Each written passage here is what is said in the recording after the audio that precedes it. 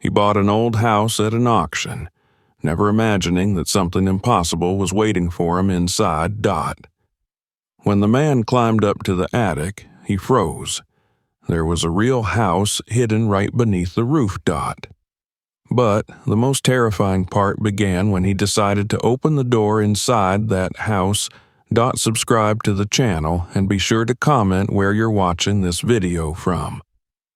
The rain had stopped just before dawn, leaving the streets of Cleveland shining under the dim orange glow of the streetlights. Michael Johnson sat at the small table in his apartment, nursing the last of his instant coffee as the hum of the refrigerator filled the silence. The place was barely large enough for one man, with its thin walls, flickering ceiling light, and the faint smell of plaster dust from the upstairs renovation that never seemed to end. For 3 years, this had been his life. Quiet, routine, practical. But every morning lately he found himself opening the same page on his laptop, an online auction site for foreclosed homes, scrolling through listings as if trying to find a sentence written for him alone. He had been a construction worker most of his life. Carpenters, roofers, and handymen came and went on the jobs he took, but Michael always stayed a little longer, fixing details others ignored. After the divorce, he sold most of what he owned and downsized to this apartment near the industrial part of town. The quiet suited him at first, but as the months passed, the quiet grew heavy. He missed the sound of a house breathing, the creak of stairs, the tap of wind on windows, the smell of timber. A house, he thought, was alive in a way apartments never were. That was what drew him to those auctions night after night. He clicked through listings with practiced eyes. Most were in ruinous shape. Some had black mold warnings. Others came with photographs so bleak they seemed haunted. Yet, one caught his attention. A 2-story farmhouse in rural Pennsylvania, built in 1910, standing alone at the edge of what looked like an overgrown field. The white paint had peeled to gray, and one of the windows sagged inward like a tired eye, but the bones of the house looked solid. The description was brief, almost careless. Property sold as is. Bank repossession, no warranty. And the price was absurdly low, less than half of what a 1-bedroom apartment in Cleveland would cost. He leaned closer, studying the photos. Beneath the neglect, he could read the quality of the structure. The alignment of the boards, the proportion of the windows, the hand-carved railing still clinging to the porch. Someone, a century ago, had cared about this house. Michael leaned back in his chair. He told himself it was foolish, that he couldn't afford another financial risk after the divorce settlement, but the idea refused to let go. He began to calculate. His savings, his credit, the cost of tools and supplies he already had. It wasn't impossible. Risky, yes, but not impossible. And more than that, it was something to work toward, something that might silence the emptiness that had crept into his days. By Friday evening, after a long week on a noisy construction site where he installed drywall for people who would never know his name, he came home exhausted and sat once again at that small table. The listing was still open. The auction timer showed just under 2 hours left. The bids were few, most from anonymous accounts clearly testing the floor price. Michael stared at the blinking cursor in the Enter Bid box. He typed in an amount only slightly above the minimum, half expecting the system to reject it as too low. Then, with a deep breath, he pressed Confirm. He didn't expect anything to come of it. Usually, bidders jumped in at the last minute, driving the price higher. He went to make dinner, but halfway through chopping onions, a notification pinged on his phone. He wiped his hands and looked at the screen. The message read, "Congratulations, you are the highest bidder." He waited for the follow-up notification of being outbid, but it never came. 10 minutes later, another email arrived. Auction closed. You won. For a moment, he simply stood there, the knife in his hand hovering above the cutting board. He felt a slow thrill rise through his chest, part excitement, part disbelief. Then came the second thought, the practical one. What if it was a scam? He opened the documents attached to the email. A purchase agreement from the bank, legitimate headers, full of dry legal terms about possession, title transfer, and property sold as is. Everything looked real enough. The next morning, he went to the bank, withdrew the down payment, signed the contract, and scanned it back. When he returned home, he pulled a worn leather duffel from the closet and began to pack. A set of work clothes, his toolbox, flashlight, batteries, gloves, a thermos, and a printed map in case his GPS lost signal. He didn't overthink it. His hands knew what to do. It felt like preparing for a long job rather than a life change. By early afternoon, he was on the highway heading east, the duffel riding in the passenger seat beside a small cooler. The landscape shifted as the miles passed. The gray sprawl of the city gave way to open fields, then wooded hills and narrow bridges. He drove with the window cracked, the cool air carrying the scent of wet leaves. Every mile took him further from the noise of his old life. 3 hours in, the GPS signaled no service. He smiled faintly. That, too, was part of the charm. He switched to the printed map, following the thin line that led toward a name he'd never heard before, Harper Township, population perhaps a few hundred at best. The road turned to gravel, then narrowed between stretches of pines. Around a bend, he spotted an old gas station, the kind with a single rusted pump and faded signage. He stopped to fill up, and the attendant, an elderly man in denim overalls, stepped out, squinting through thick glasses. "You headin' to the Miller place?" the man asked as he wiped his hands on a rag. Michael paused. "Not sure what it's called. Bought it from the bank last week. 2-story house off Willow Creek Road." The old man nodded slowly. "That'd be the one. Been empty near 15 years. Roof's good, though, you'll see." There was a tone in his voice, something between warning and acceptance. Michael thanked him, paid cash, and got back in the truck. As he drove away, he caught the man still watching him in the rearview mirror until the station disappeared behind the trees. The house came into view just before noon. It stood alone at the edge of a sloping field, framed by a row of skeletal maples. From a distance, it looked both majestic and defeated, the sort of structure that had once been proud but now sagged under the weight of years. The white paint peeled in long curls, exposing gray wood beneath. The porch leaned slightly to one side, and the front door hung a little open as if waiting. Michael parked beside the steps and cut the engine. The silence hit him first. No traffic, no hum of electricity, only the faint rustle of branches. He stepped out and stretched, taking in the scene. The ground was damp from last night's rain, the air clean and cool. He walked up the creaking steps, ran his hand along the railing, and felt the grit of old paint crumble under his fingers. The key the bank had mailed him fit easily in the lock, though it turned stiffly. The door gave with a tired sigh. Inside, the air was thick with dust, but not decay. A living room opened before him. Sunlight filtering through the lace curtains browned with age. Furniture stood where it had likely been for decades. An old sofa covered in a yellowed sheet, a wood-burning stove in the corner, a rug faded to near invisibility. The wallpaper had curled at the seams, revealing the plaster underneath. On a small table near the wall sat a ceramic lamp and a stack of unopened letters tied with twine. He walked slowly through the rooms, each one whispering a different era. In the kitchen, a tin bread box rested on the counter beside a rusted kettle.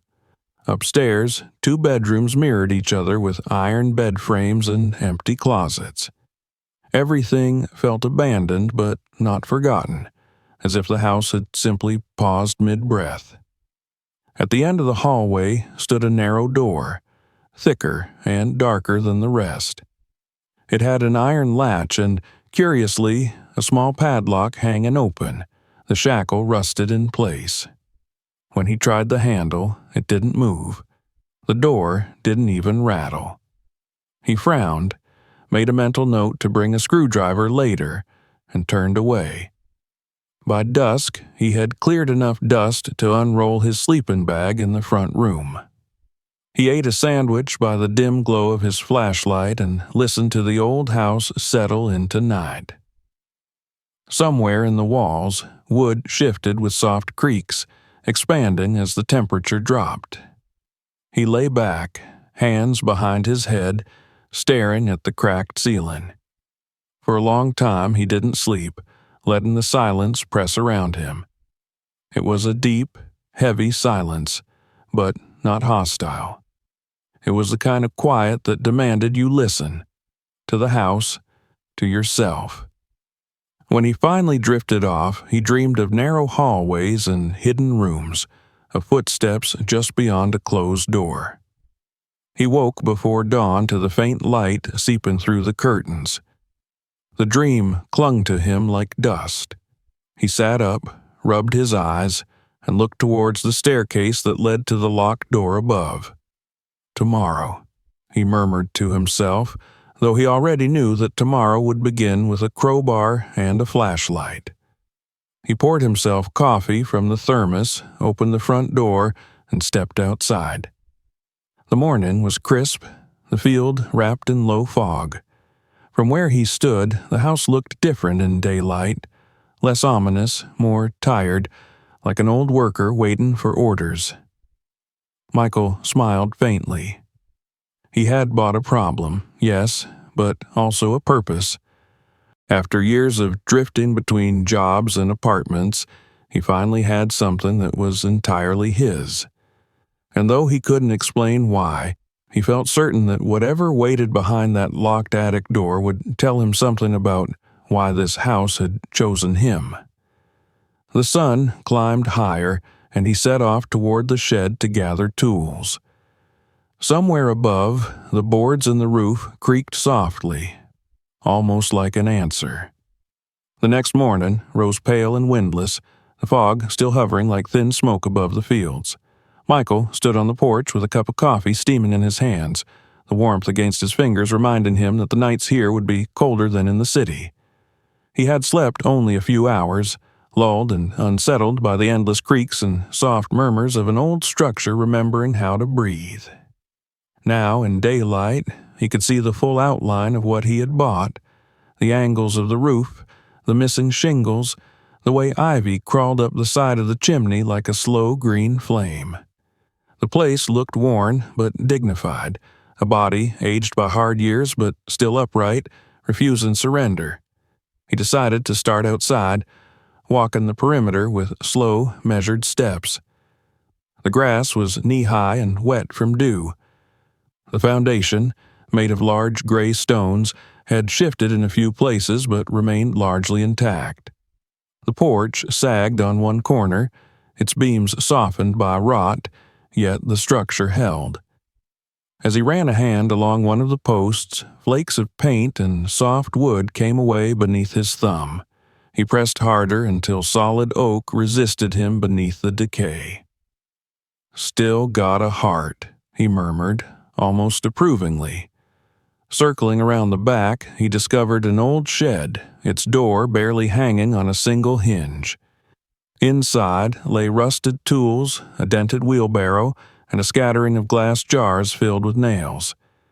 A calendar from 1987 clung to one wall, the image faded but still visible. A smiling woman in a field of corn, promising a new era of farm equipment. He smiled faintly at that optimism. Dust coated everything, yet the shed smelled of dry earth, not mold, which meant the roof still kept most of the rain out. Good bones there, too. Returning to the main house, he paused before stepping inside again. The front door stood slightly ajar, and through the narrow opening he could see a soft beam of sunlight cutting across the dusty floor. The house didn't feel menacing, not in any supernatural sense, but it carried a kind of watchful silence, as though observing him, testing whether he would treat it kindly or strip it bare. He knew that feeling from old construction sites, the sense of being a guest in a structure that had seen too many careless hands. Inside, the air felt cooler. The smell of dust and old varnish hung in the rooms like a faint perfume of another century. Michael began his inspection from the ground floor, moving slowly, noting what could be repaired and what might need replacing. The living room's ceiling sagged slightly near the stove. The support beam would need reinforcing. The wallpaper was flaking in long strips, revealing bare plaster beneath, but the boards underfoot were surprisingly sturdy. He knelt and tapped one, solid. The workmanship was of another time, when even unseen corners were built to last. In the corner stood an upright piano, its lid warped, keys yellowed with age. When he pressed one gently, it produced a dull, broken tone, the sound of air escaping an old bellows. The note hung in the room like a memory, then faded. He smiled at it anyway, as if the house had spoken to him in its own cracked voice. He moved toward the dining room. A wide oak table dominated the center, covered in a thin layer of dust that glimmered under the morning light. Someone had left behind a china cabinet filled with mismatched plates and glasses. A small glass bird sat among them, wings half spread, its surface dull with grime. He lifted it carefully and saw the faint inscription on the bottom. Rosemary, 1962. Perhaps a previous owner's daughter, he thought. Houses kept more names than gravestones. The kitchen was in worse shape. The sink was stained and the pump handle stiff with rust. A faded curtain still clung to the window above it, the fabric brittle but intact. When he opened a cupboard, a faint odor of mouse droppings escaped, though no sign of life remained. He made a mental note to clean it thoroughly later. Still, the structure was strong, wide beams, hand-cut nails, thick doors that had survived a century of use. Whoever had built this place had done so with pride. After lunch, eaten quickly from the cooler on the porch steps, he went upstairs. The staircase creaked but didn't shift, which was a good sign. The narrow hallway opened into 3 doors, 2 bedrooms and what appeared to be a small storage room. Dust floated lazily through the slanted sunlight. He stepped into the first bedroom. The air was faintly scented with dry wood and something else, almost like lavender. A bed frame of black iron stood against the wall, the mattress long gone. On the dresser sat a cracked mirror and a hairbrush still holding a few strands of pale hair turned almost silver with age. He felt a twinge of something close to sadness.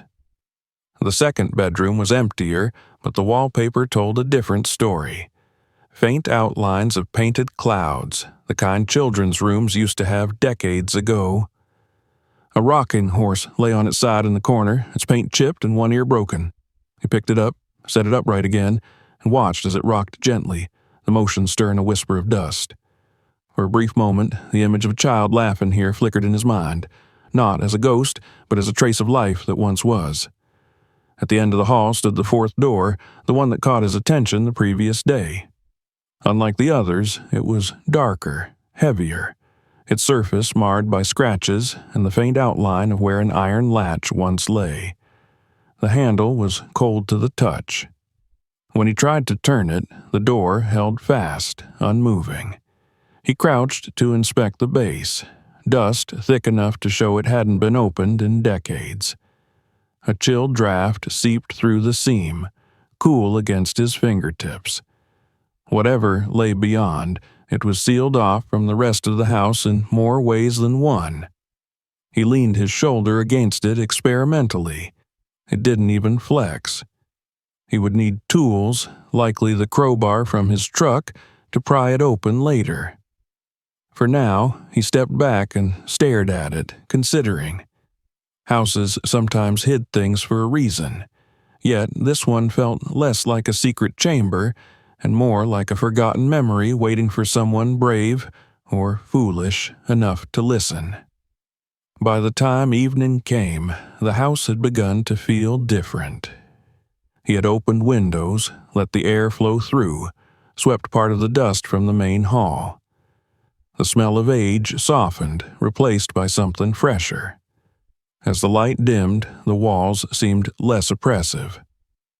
Michael unrolled his sleeping bag again, this time upstairs in one of the cleaned rooms, and lay down.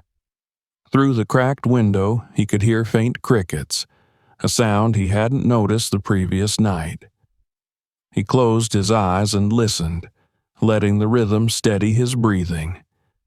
But as sleep crept closer, a faint groan rose from the floorboards above, too deliberate to be the wind, too soft to be dismissed. It came again, a long exhale of timber shifting under unseen weight. He opened his eyes, staring at the ceiling. It was probably nothing, he told himself. Old houses talked like that. Expansion and contraction, the settling of joints. Still, he couldn't shake the impression that the sound had paused when he did, as if the house was listening back. He waited a long time before sleep took him again. The next day began clearer, with sunlight spilling through the windows and scattering across the dusty air. He felt a little foolish for how tense he had been the night before. Still, something about that sealed door lingered in his thoughts. After breakfast, he carried his tools upstairs, a screwdriver, a small hammer, and a crowbar, and examined the hinges. The screws were rusted nearly smooth. He tapped lightly along the edge of the frame, noting the hollow sound behind one panel, as if there was an empty space or another layer of wood. But before he committed to forcing it, he stopped. The door, the marks, the cold air, something about it didn't feel right yet. He decided to wait until he better understood the rest of the structure. For now, patience might be wiser than curiosity. The rest of the afternoon he spent outside clearing the overgrowth. Behind the house, he found a narrow path nearly swallowed by weeds that led down toward a small creek. Along the bank were stones placed deliberately in a half circle, perhaps an old seating area or fire pit. He sat there for a while, watching the water move over smooth rocks, thinking about how many people before him had sat in this same spot, perhaps for the same reason, to think, to listen. When the sun began to set, he returned inside. The interior was darker now that the light no longer reached every corner. The air carried a faint chill again, and when he glanced up the staircase, he thought he saw the slightest tremor in the closed attic door, as if it had moved a fraction under its own weight. He dismissed it, telling himself it was only the draft he'd felt before. He cooked a simple dinner on a portable stove in the kitchen, the smell of canned soup and bread mixing with the scent of old wood. He ate slowly, at the table that had once served countless other meals. As he finished, he noticed the light outside fading faster than it should. The sky was turning the kind of violet that comes just before full darkness in the countryside, when no street lamps break the descent. Before heading upstairs for the night, he stood in the doorway and looked back into the main room. The furniture, the pictures, Even the dust itself seemed to belong to someone else's life, preserved like a still frame from a forgotten film. He felt both intruder and caretaker, caught between duty and awe. When he lay down later, the silence had changed again. The house no longer sounded tired, it sounded aware. Every sigh of the floorboards, every pop of the cooling roof carried an edge of intent. And yet, rather than fear, he felt an odd calm, as though he were being tested, weighed by the house itself to see if he would leave or stay. He decided, without fully realizing it, that he would stay as long as it took. The darkness deepened, and somewhere above, something shifted once more, a single, deliberate creak near the locked door. This time, he didn't tense. He simply turned his head toward the sound and whispered quietly into the still air, "I'll get to you soon enough."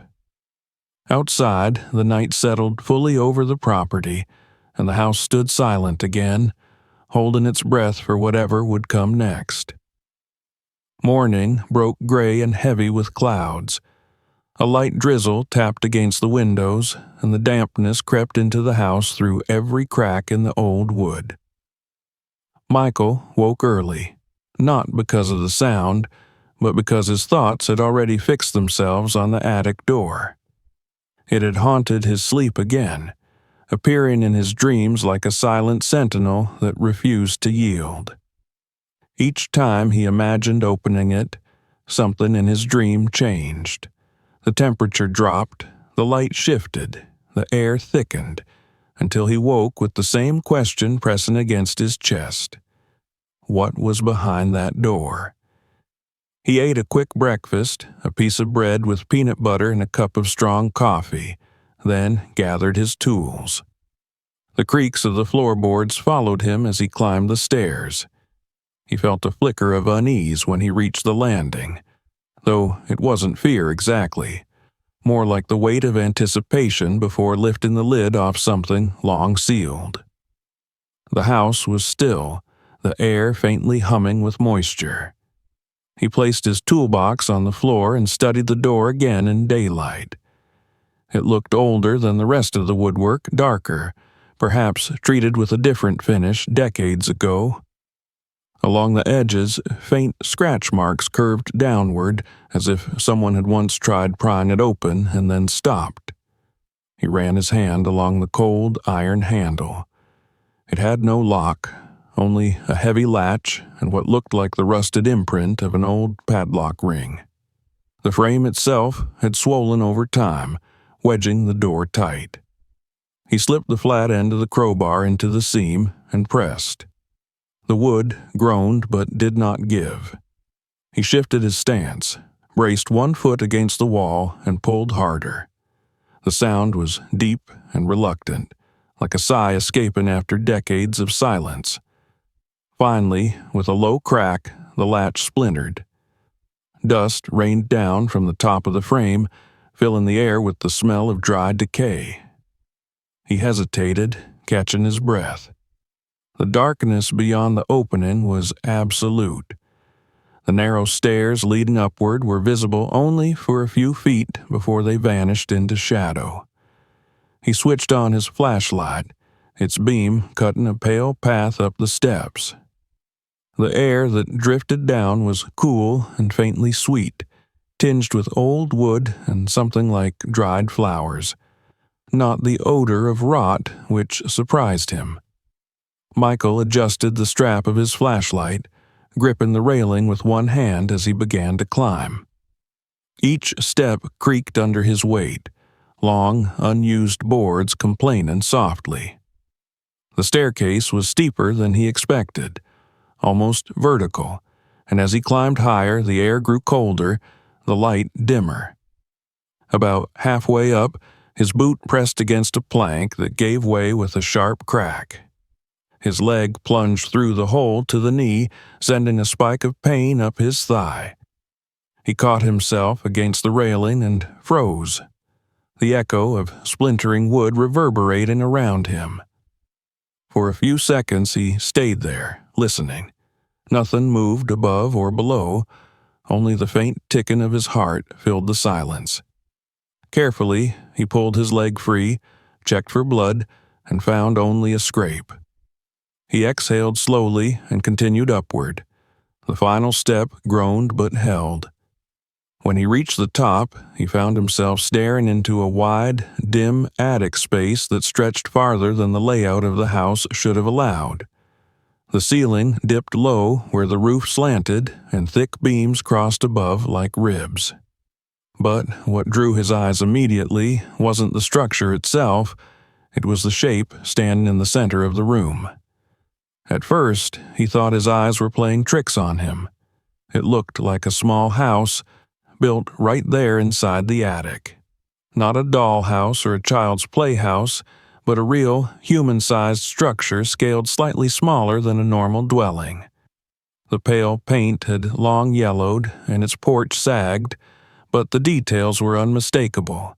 There was even a tiny door with a brass knob, windows with shutters, and a porch railing bowed outward. It looked absurd, like a dream someone had tried to make real. Michael stepped closer, his flashlight sweeping across the boards.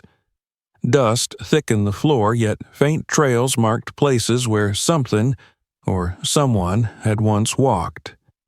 He crouched and saw a footprint, small, almost child-sized, pressed faintly into the dust. He followed it toward the miniature porch. The railing was splintered, one post snapped in half. He reached out and touched the wall. The paint came away chalky under his fingers. The house within a house stood silent, a hollow echo of the world below. He circled it slowly, studying its craftsmanship. Whoever had built it had known what they were doing. The proportions were exact, the joints clean. The wood was cut by hand, not machine, suggesting it had been constructed long before modern tools. On one side he found a small shuttered window, glass still intact but fogged from within. He tried to peer through, but the grime obscured everything.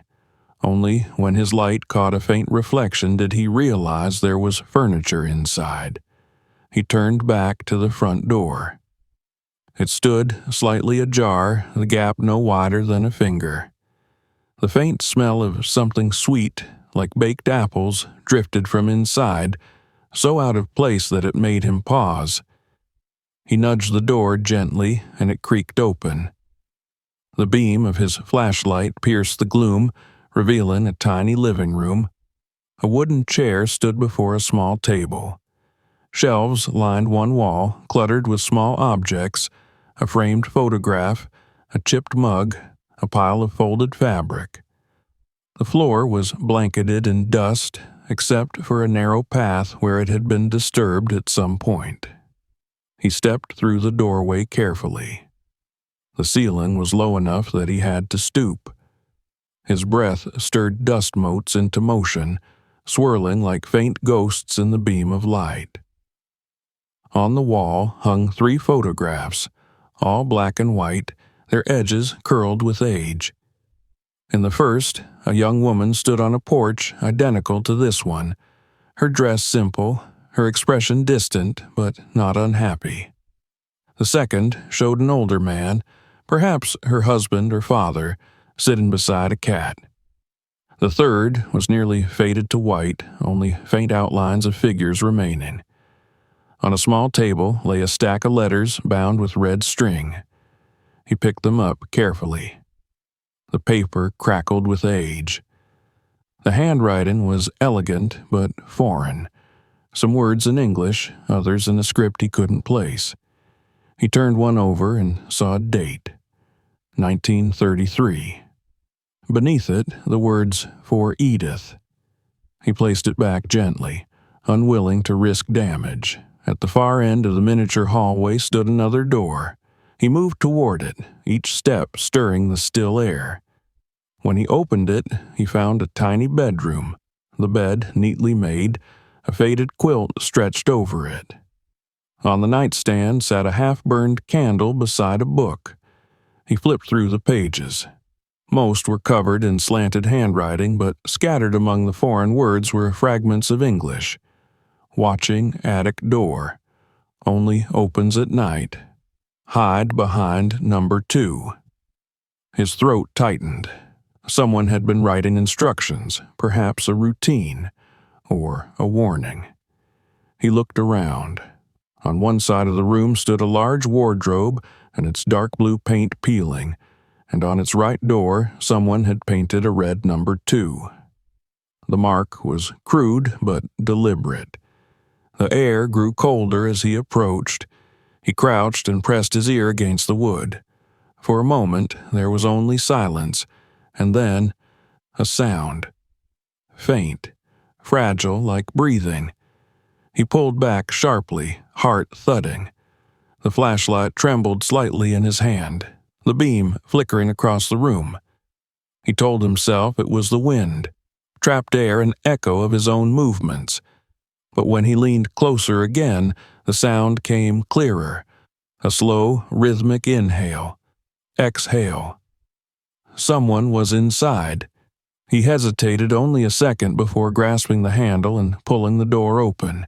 It resisted, then swung outward with a squeal of hinges. Inside, curled in the corner among tattered blankets, was a woman. Her hair was gray, her face lined but not lifeless. She blinked against the light, raising a trembling hand. Michael froze, too stunned to speak.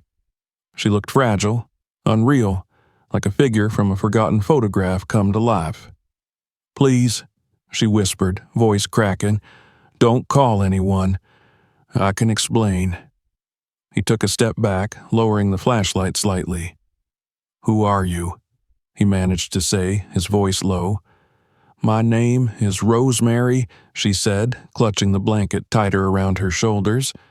"This house, it was mine once."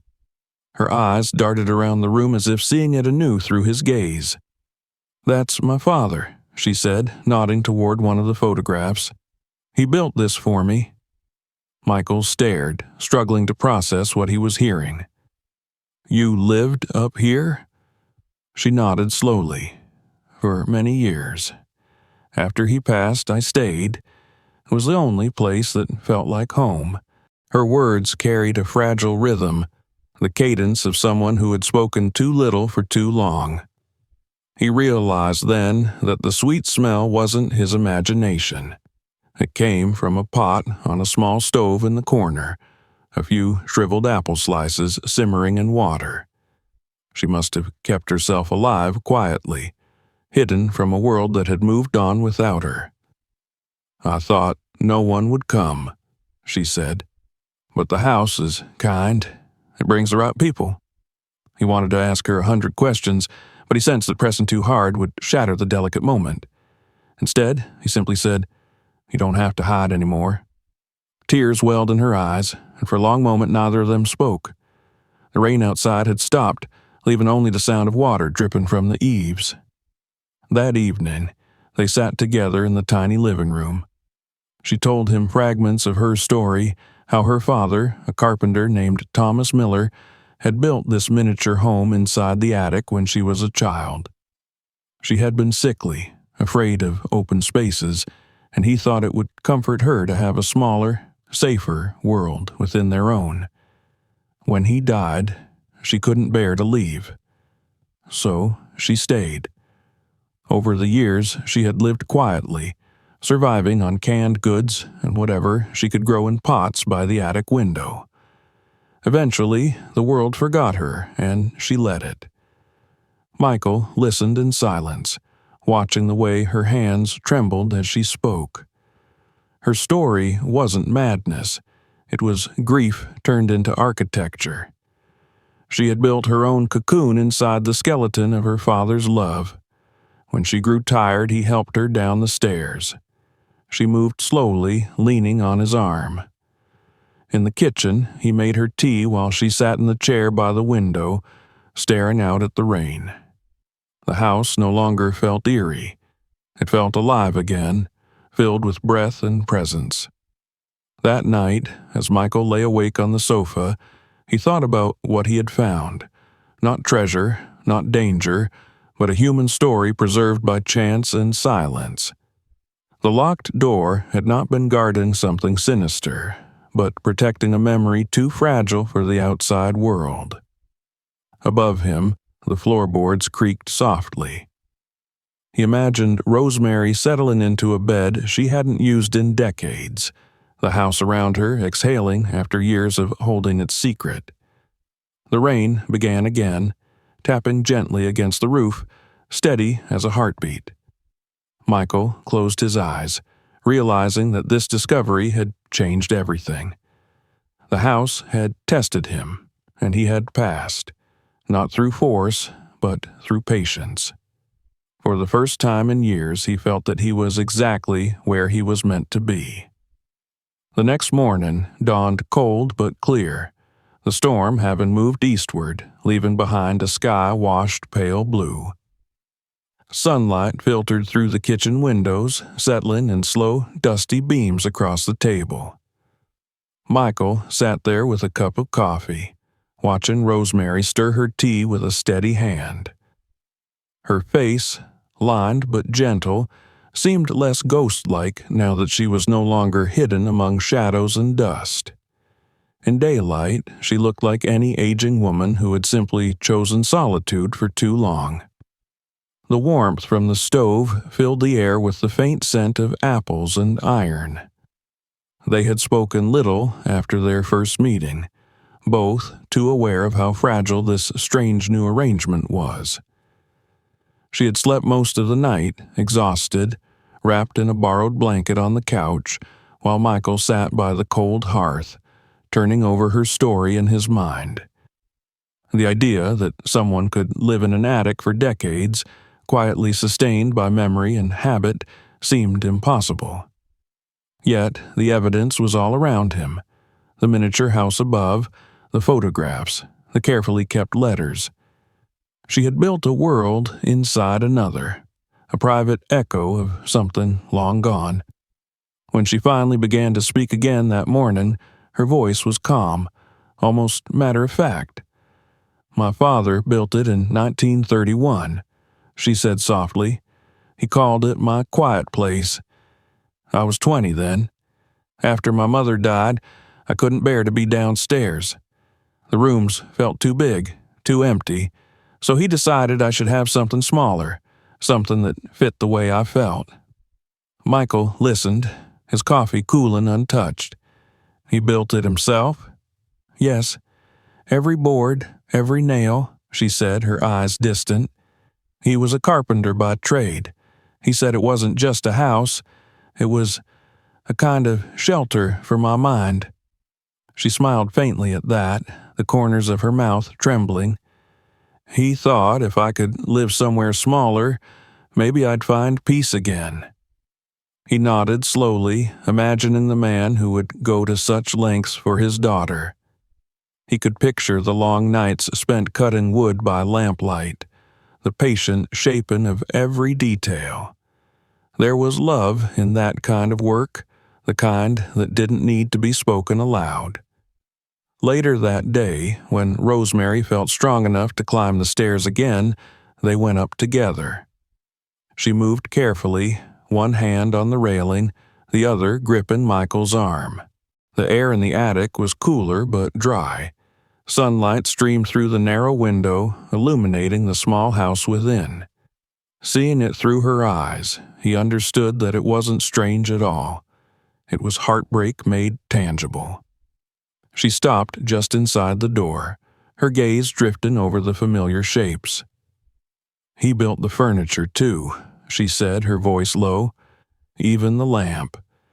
It was supposed to remind me of the sun on good days." She walked toward the small living room and touched the edge of the table. Her fingers lingered on it, trembling slightly. "I used to sit here for hours, sewing, writing letters to him even when he was downstairs. He'd answer them as though I were miles away." Michael followed her silently, letting her memory unfold.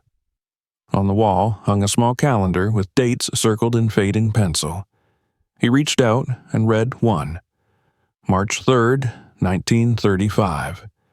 Beside it, written in careful cursive, were the words, "First light for her window." He looked at Rosemary, who smiled faintly.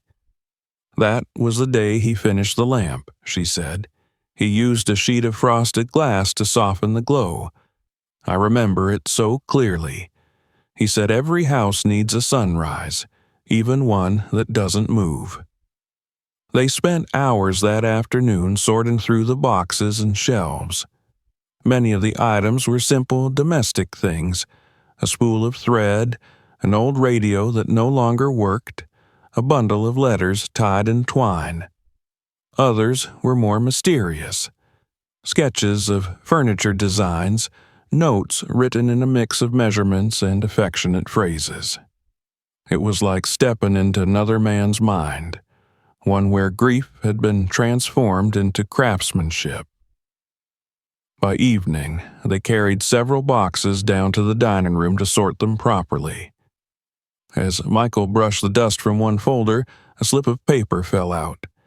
It was a letter, written in steady but faded ink, signed by Thomas Miller. The handwriting was strong, deliberate. He read it aloud quietly while Rosemary listened. "My dearest Rose," the letter began, "this house will not always stand, but what I build for you will not die with the wood. You will know, when I am gone, that you were never meant to vanish. You are a part of this home as surely as the beams and the nails. If the world outside grows too loud, you may stay where it is still and remember that love, once made, does not rot." Michael's voice trailed off at the last line. Rosemary sat motionless, her gaze fixed on the letter. After a long silence, she said softly, "He wrote that the day he finished the house. I didn't understand it then. I do now." That night, after she went to bed, Michael stayed up late, rereading the letter by the weak light of a lamp. The rain had stopped, but droplets still slipped down the window, blurring his reflection. He thought of his own father, a man who had worked hard and spoken little. They hadn't spoken at all in years before the old man died. There had been things he wanted to say, simple, human things, but he never did. Now, sitting in the century-old farmhouse, reading a stranger's confession of love to his daughter, Michael felt the distance between generations collapse into silence. The following morning, he went through the rest of the boxes alone while Rosemary slept. Among the papers, he found receipts for lumber, invoices from a hardware store, and photographs of the construction in progress. In one picture, Thomas Miller stood beside the frame of the attic house, his shirt sleeves rolled up, sawdust on his arms, a faint smile on his face. Behind him, the window was open, sunlight flooding in. The man had built beauty not for show, but for healing. Michael found something else, too, an unfinished sketch folded into an old ledger. It showed a plan for an expansion of the miniature house, another small room that had never been built. Beneath it were scrawled words in uneven handwriting, "For when she's ready to live in the light again." The note sent a pang through him. The addition had never been made. Perhaps Thomas died before he could finish it, or perhaps Rosemary never left the shadows long enough for him to start. Either way, it spoke of hope, of a future imagined but never realized. When Rosemary awoke, he showed her the drawing. She studied it in silence, her fingers brushing lightly across the page. "He wanted to add a sunroom," she said finally, "a place where I could sit and see the world without stepping into it." Her eyes glistened, but she didn't cry. "He believed one day I'd be ready, but after he passed, I couldn't bear the sound of hammers. The quiet was all I had left." Michael folded the paper carefully and handed it back. "He must have loved you deeply," he said. She nodded. "He did. But love can turn into a cage if you're not careful. I stayed too long inside his gift. At first it protected me. Then it became the only world I knew." Those words stayed with him long after.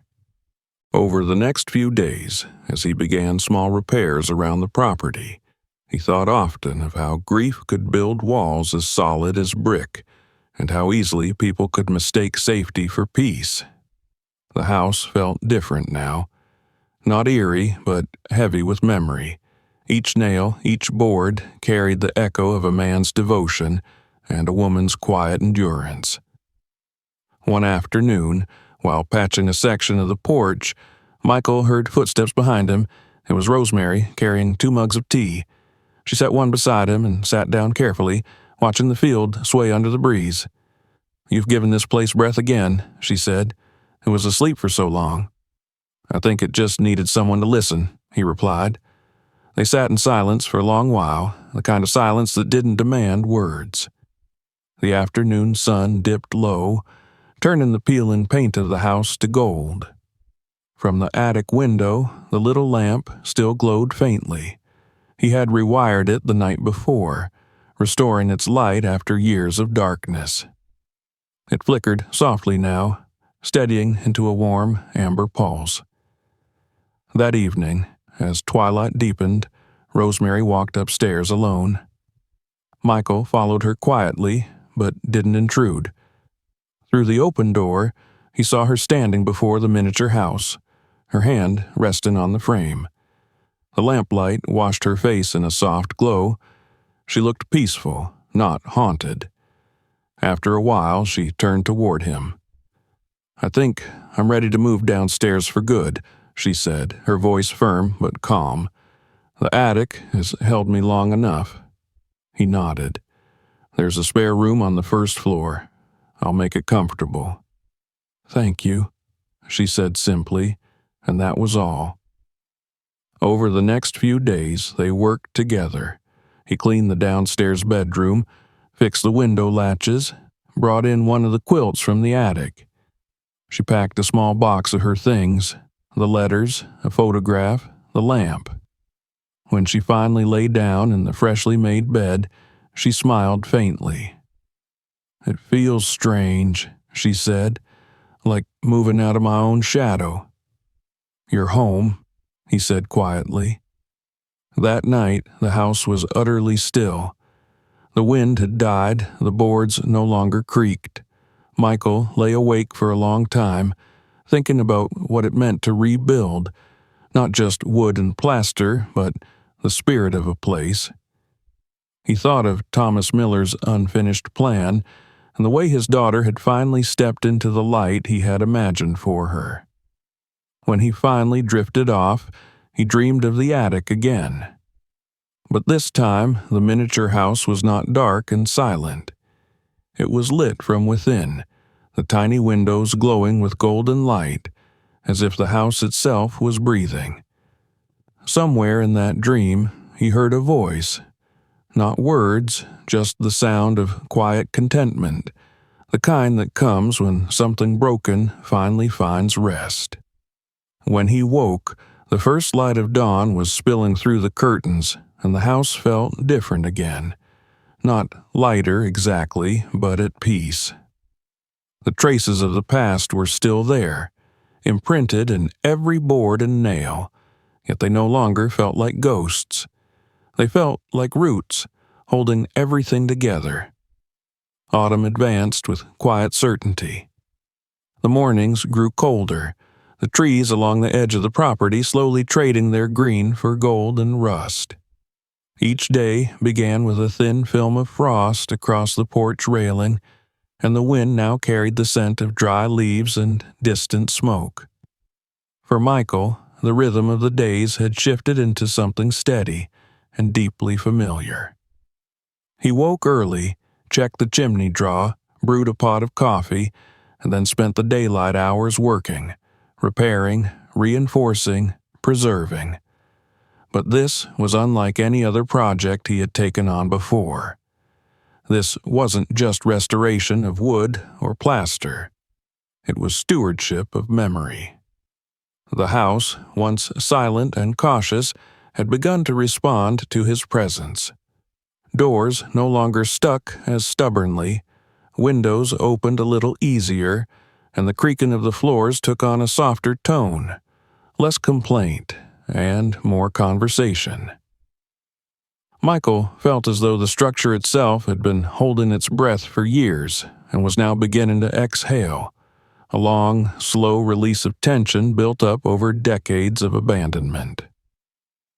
Rosemary had moved permanently into the downstairs bedroom, and though her movements were slow, there was a quiet dignity to the way she folded quilts, polished the old teacups, and arranged flowers picked from the wild hedges that bordered the property. She remained mostly silent during the days, content to sit in the sunroom or help sort the hundreds of small artifacts that filled the attic boxes. But when she did speak, her words were measured and meaningful. Sometimes she would run her fingers across a drawer or photograph and simply say, "He built this with his left hand," or "This lamp never worked properly, but I like the way it hummed." Those small remarks became invaluable markers for Michael, like guideposts pointing toward the emotional architecture of the house. His first major task was the reinforcement of the attic floor. After the incident with his leg crashing through the plank, he refused to take another step without rebuilding the subfloor. He removed the broken boards carefully, labeling each one, then cut new replacements from local pine, aged them slightly to match the rest, and installed them with hidden supports. Each strike of his hammer echoed up through the rafters, not like violence, but like punctuation, a statement of purpose. Next came the wiring. The old copper ran dangerously close to dry insulation in places and would never have passed any modern inspection. Michael knew he couldn't preserve the house if it went up in flames.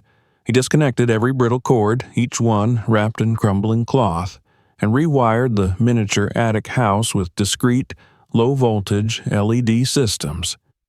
He made sure to conceal all modern hardware behind the original paneling, so the light inside the small rooms looked warm and natural, as it might have in the 1930s.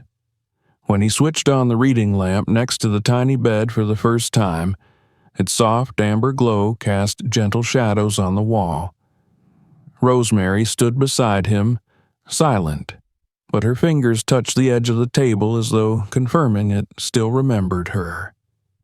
The repairs extended throughout the house. The porch steps were replaced with pressure-treated wood shaped to mirror the original cuts. He rehung the cellar door after repairing its hinges and sealed the edge to prevent winter drafts. Inside, he stripped away mold-damaged wallpaper in the hallway and painted the walls in a soft off-white, leaving the original baseboards untouched. He sanded the floorboards in the living room by hand, refusing to use any machinery that might erase the scuffs and notches that told stories in silence.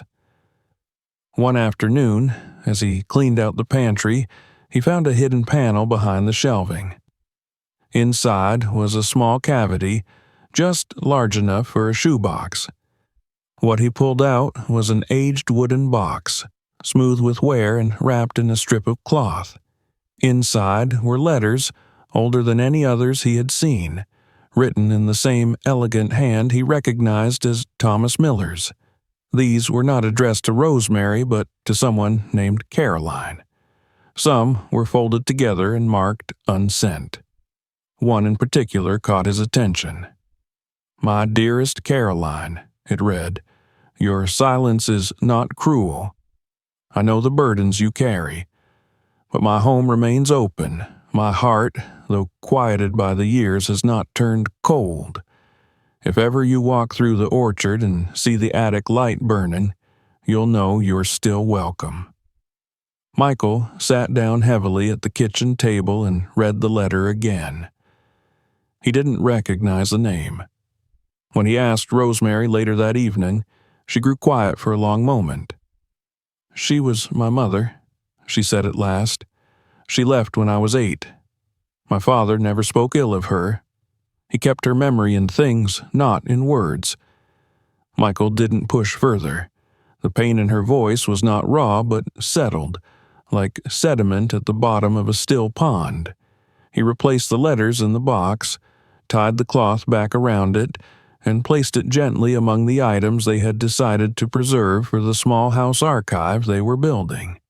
He had come to understand that preservation wasn't always about exposure. It was often about knowing when to let something rest. The idea of turning a part of the house into a modest memorial had come up between them in passing. Michael had initially dismissed it. He wasn't a historian, and the house wasn't a museum. But the more time he spent restoring the space, not just physically, but emotionally, the more he realized people would want to know. Not about ghosts or rumors, but about devotion. About a father who built a sanctuary for his grieving daughter. About the quiet endurance of someone who had chosen stillness over escape. There was power in that, a different kind of history worth telling. They began collecting items to display. The hand tools Thomas had used, the photographs of construction, several of Rosemary's letters, and, of course, the sketches for the attic house. Michael had even found the original measuring stick, marked with pencil notches and dates along the shaft. They hung it on the wall beside a photograph of Thomas, arms crossed, sawdust in his hair. The house began to change around them in ways that were almost imperceptible unless you were paying attention. The light in the living room fell warmer through the newly cleaned windows. The air smelled of pine and beeswax instead of dust. The floors no longer moaned in protest, but gave beneath their feet like an old friend leaning into an embrace. Visitors hadn't come yet. They weren't ready for that. But the house itself seemed to anticipate them. Michael began writing notes in the evenings, journaling details of the restoration, cataloging the items they had preserved, and sketching possible routes through the house for future guests. But he also found himself writing things more personal, his own thoughts about his father, his own reasons for choosing solitude for so many years.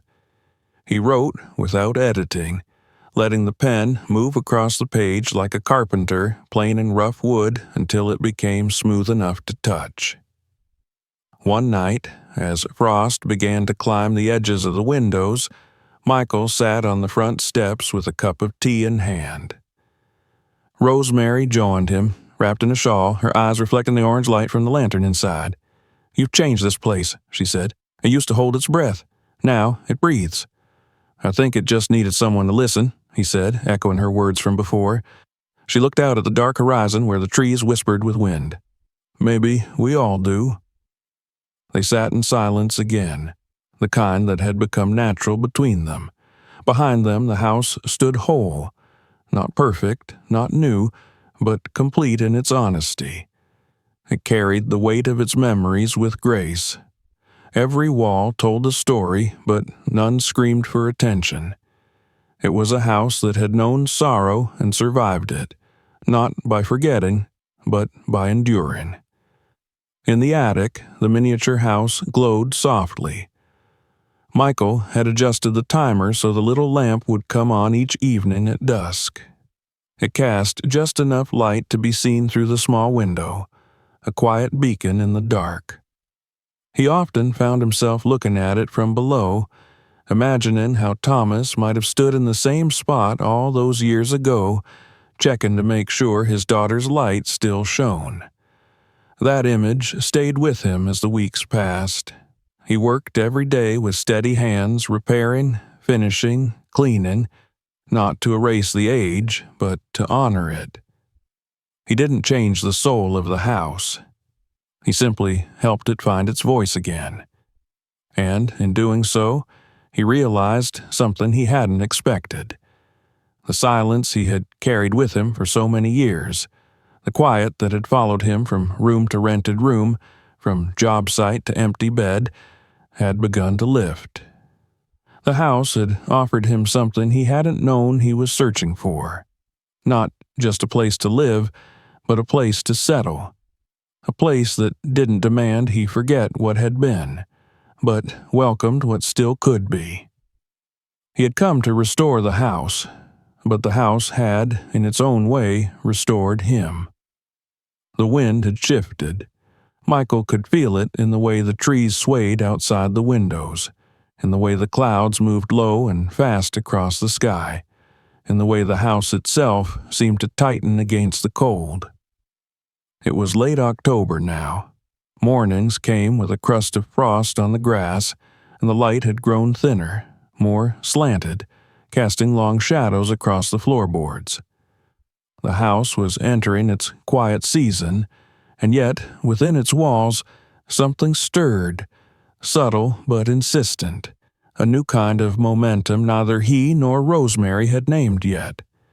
Perhaps it was the natural result of weeks of restoration, of shared labor and silence, or perhaps it was something deeper, something to do with the past loosening its grip, making room for new breath. Michael spent his days between tasks, climbing ladders to repair gutters and tracing the chimney with sealant before the deep cold set in. He repaired the warped cellar door and built a wooden box to store kindling near the stove. At night, he organized the attic's archive, stacking labeled boxes and carefully wrapping fragile objects in cloth. Rosemary moved through the days with a sense of gentle discipline. She rose early, made tea, walked the perimeter of the house in her old wool coat, and often returned with a handful of leaves or stones or a single pine cone that she would place wordlessly on the windowsill, as if offering small tributes to the passage of time. It was on one of those quiet afternoons, with the sky a solid sheet of silver and the fire burning low, that Michael found himself drawn again to the attic. The miniature house now stood fully restored, its interior softly illuminated by the rewired lights. He had resisted the temptation to add anything new, choosing instead to preserve every detail exactly as it had been, every scratch on the table, every faded thread in the quilt, every water ring on the shelf where a cup had once rested. The attic no longer felt like a mystery, but it retained a certain gravity. It was no longer hiding anything, but it wasn't finished speaking either. He sat on a small stool near the doorway, flipping through one of the older notebooks they had found. The handwriting was Rosemary's, more deliberate than the letters she wrote now, denser with emotion. One page in particular caught his eye. It was dated October 1947, and though the lines had faded with time, they were still legible. I sometimes wonder what this house hears when I sleep. Does it remember the sound of my father's footsteps? Does it know when I'm dreaming of the orchard, or when I've woken again with the sense that someone called my name? I think it does. The walls shift when I speak aloud, like they're listening. He read the page twice, then closed the notebook and sat quietly, listening. The house was still, but not silent. He could hear the slow movement of air through the eaves, the faint creak of timber settling deeper into itself, the hum of memory, as real and present as any living thing. It struck him that this place wasn't just made of wood and stone and grief. It was made of attention. Someone had watched over it for decades, feeding it with thought, with hope, with memory, and in return, the house had watched back. Later that week, Michael drove into town. He hadn't left the property much since moving in, just a few brief trips for supplies and tools, but now he felt the pull to dig deeper, to understand more. He stopped at the county records office, a squat brick building with yellowed blinds and the smell of old paper. Inside, a clerk in a sweater vest helped him pull property records from the 1930s. The files were brittle and covered in cursive handwriting that leaned sharply to the right. Miller, Thomas, Carpenter, resident from 1919 to 1942. After that, the ownership grew murky. No sale, no official transfer, just a note. Abandoned, property held by a bank. But no mention of the daughter, No mention of Rosemary. He asked about historical registries and was directed to a smaller office across town, where a retired librarian kept files on the township's older buildings. She remembered the house.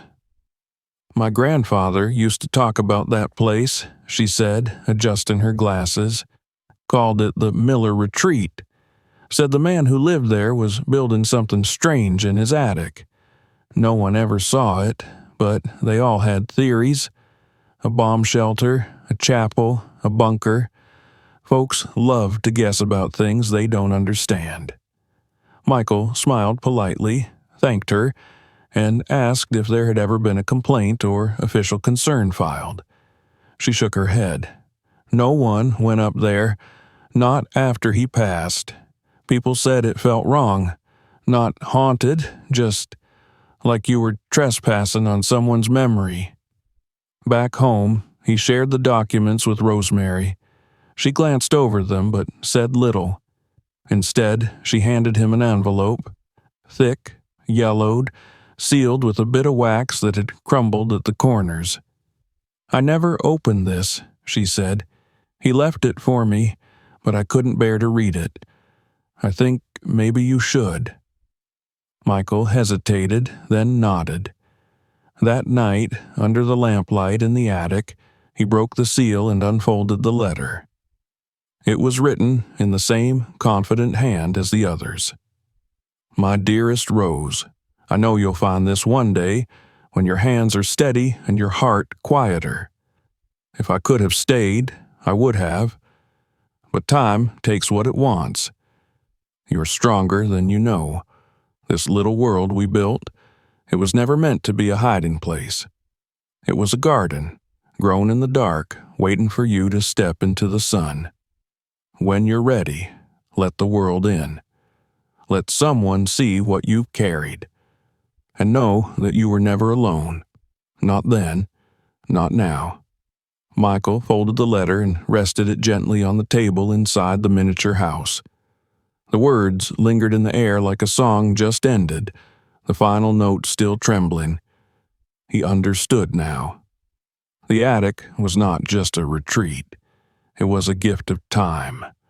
Borrowed time, quiet time, time enough for someone to gather themselves back into wholeness. The next morning, he cleared a space in the main room and began laying out materials for a permanent archive. Simple, honest, nothing flashy. Just a few shelves of labeled boxes, a table with printed copies of letters and photos, a place where the story could be seen, held, passed on. It wasn't a museum. It wasn't for tourists or historians. It was for anyone who had ever built something to hold themselves together. As the sun dipped lower each afternoon, Michael found himself speaking more openly with Rosemary. They sat near the stove and shared stories, not dramatic confessions, just fragments of ordinary lives. He told her about his childhood in the city, about the years working on crews that never remembered his name, about the loneliness that settled in after his divorce. She listened without judgment. She told him about her father's silences, about the way he hummed when he worked, about the day he built the tiny shutters with real hinges just in case the wind found its way in. These conversations were slow and careful, but they carried weight. They were like mortar between the stones. It was during one of those talks that she mentioned the time capsule. They had been raking leaves along the edge of the property, the last golden bursts of autumn crunching underfoot. She pointed to a crooked willow near the back fence. "He buried something there," she said. "A box. I don't know what's in it. He said it was for whoever stayed long enough to ask." Michael didn't dig it up that day. He waited until the first snow dusted the grass and the world grew still. Then, one morning, he took a shovel and walked out to the tree. The soil was cold but soft, and it didn't take long to find the box, metal, rusted but intact. Inside was a sealed jar containing a single photograph, a folded note, and a small wooden toy horse. The photograph was of Rosemary as a child, sitting beside the miniature house in the attic, her smile wide and unguarded. The note was simple. "If you found this, you know what love can build." Michael didn't cry, but he felt something move deep within him, like ice breaking at the end of winter. He brought the items inside and placed them in the archive. That night, he and Rosemary lit a candle and set it in the attic window, just as her father once had. From outside, the house glowed softly, both miniature and real, its light visible through the trees. It wasn't a signal for rescue, it was a promise. A quiet declaration that something, once broken, had found its voice again. The house did not speak in words. It didn't need to. Its language was in the creak of floors walked once more with care, in the hum of light restored, in the breath of wind through freshly mended glass. It remembered everything. And now it was ready to be remembered in return. The first snow came in the night, silent and sure, dust in the roof and fields in white. When Michael stepped onto the porch that morning, the world looked transformed. The crooked willow at the back of the property stood draped in frost, its gnarled limbs trembling slightly in the cold air. He could see the trail of deer prints near the fence line, and a soft gray light hung over everything like a veil. The house behind him, warmed from within, seemed to glow against the pale horizon, its windows giving off a quiet, amber pulse. The wind was still, the world momentarily suspended between seasons. Winter had arrived without fanfare, and the house, for the first time in years, stood not as a relic but as a place alive with presence and purpose.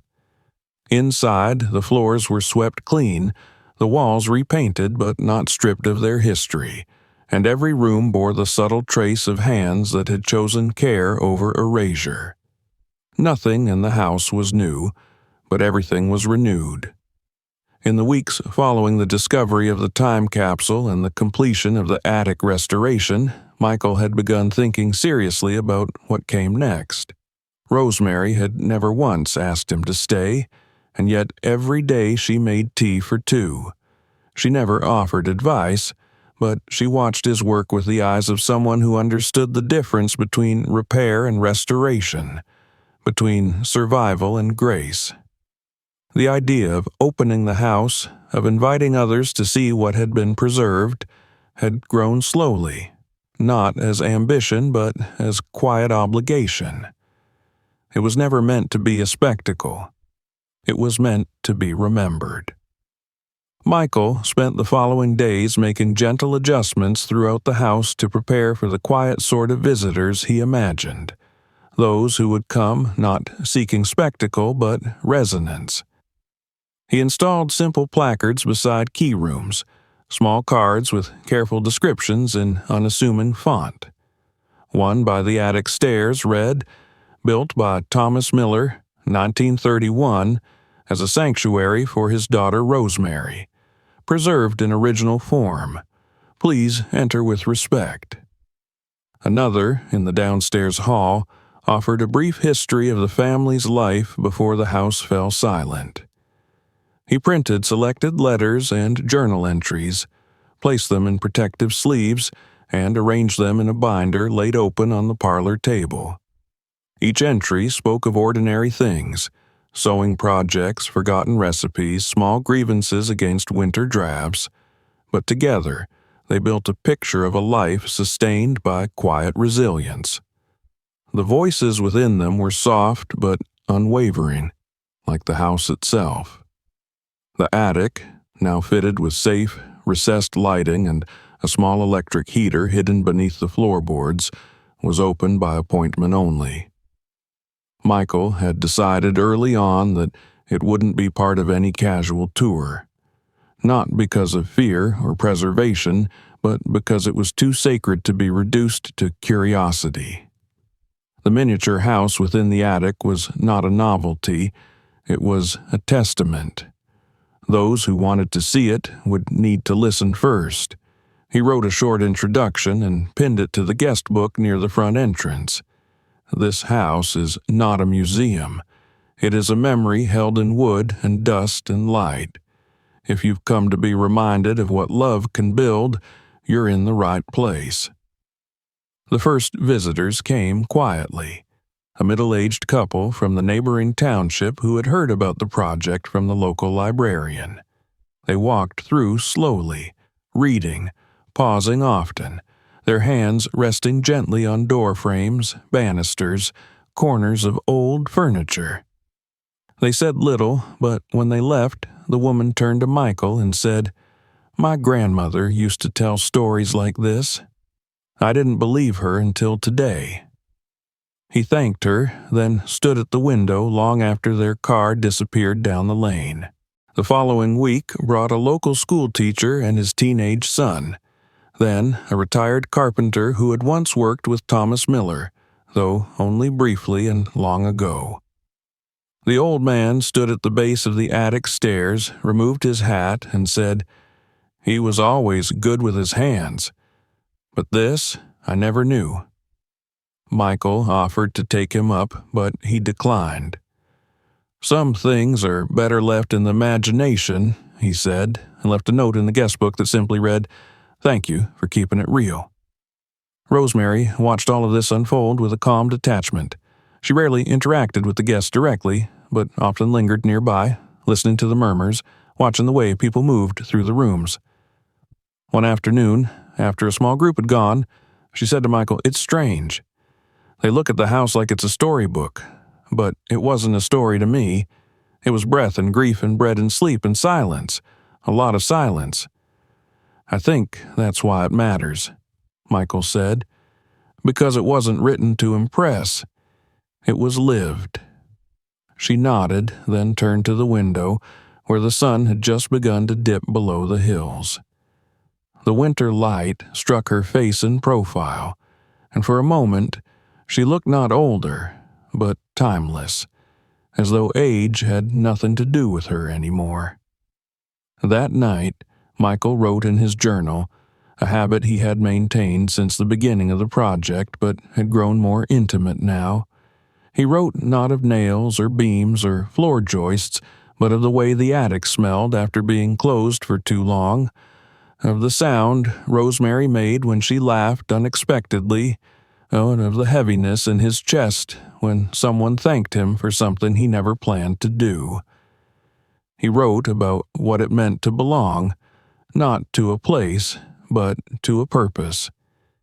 He thought often of his father during those quiet hours, of the things they never said, the tools they had once passed back and forth in silence, the long drives with the radio low and windows open. His father had been a man of few words, but when he did speak, his voice carried weight. Michael wondered now if maybe the silence between them had also been a kind of language. Maybe the things his father never said were still there, waiting to be heard.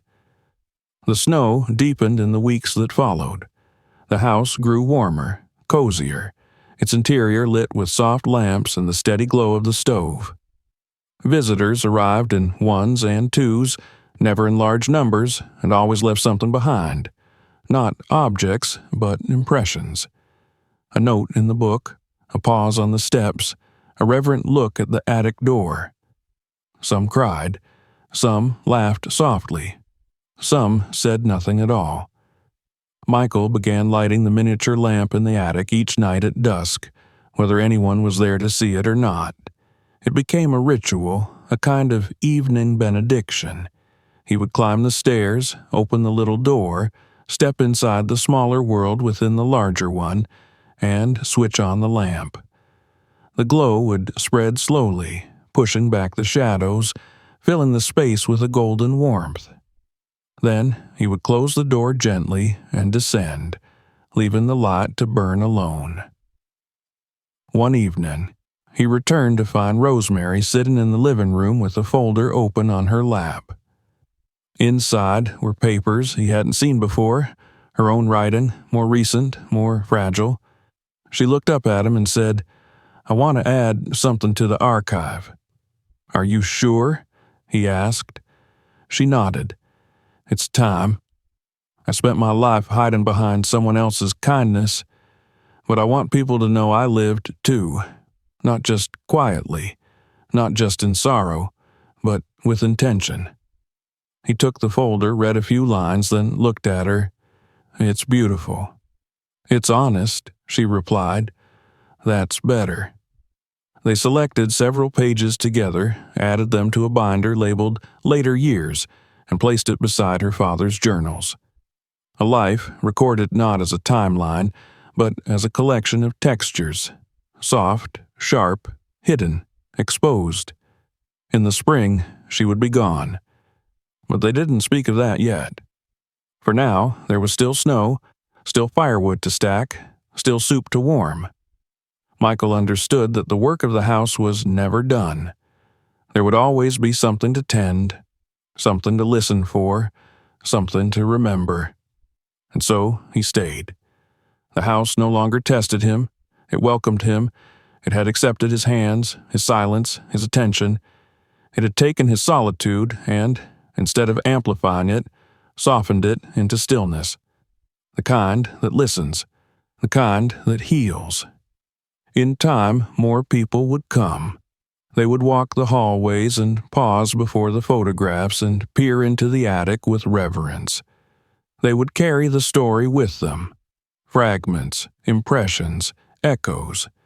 And some of them, perhaps, would go home and pick up tools or write a letter or build something with quiet hands and strong intention. Something not meant to last forever, but to mean something while it did. And each night, long after the last guest had gone, Michael would light the attic lamp. Not because someone needed saving, but because love, once made, does not rot. It waits, it endures, and when the house is ready, it shines. If you enjoyed this story, make sure to subscribe so you won't miss the next unbelievable discovery.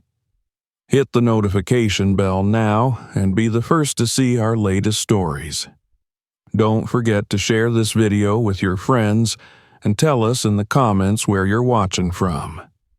The next chapter will reveal even more secrets. Don't miss it.